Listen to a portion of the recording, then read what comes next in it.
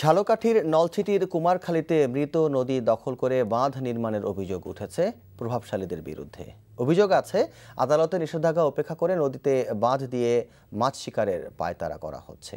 বাঁধ নির্মাণের প্রতিবাদে ক্ষোভে ফুঁসে উঠেছে স্থানীয়রা। ঝালকাঠি প্রতিনিধি KM সবুজের পাঠানো রিপোর্ট।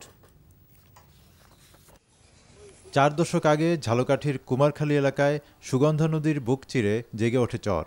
এতে নদীতে লঞ্চ চলাচল বন্ধ হয়ে যায়। নদীর মৃত অংশে মাছ শিকার করে স্থানীয়রা জীবিকা নির্বাহ করে। কৃষকরা ফসলের ক্ষেতে ওই নদী থেকেই পানি সরবরাহ করে।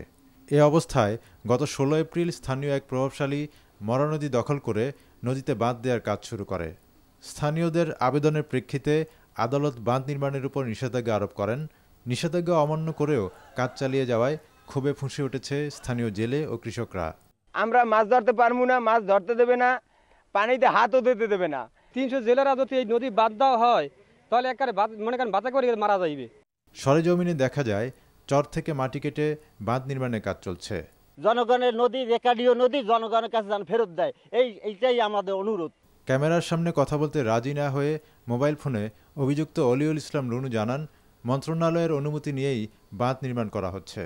এই জমিটা তো গভর্নমেন্টের, এটা গভর্নমেন্ট আমাদেরকে দেশে 86 সালে, এখন এটা আমরা এই জিনিসটা হাইকোর্টে দিয়ে দিচ্ছিলাম। এটা এত জটিল হয়ে গেছে, এটা প্রশাসন এটা ভাঙতে পারতেছে না।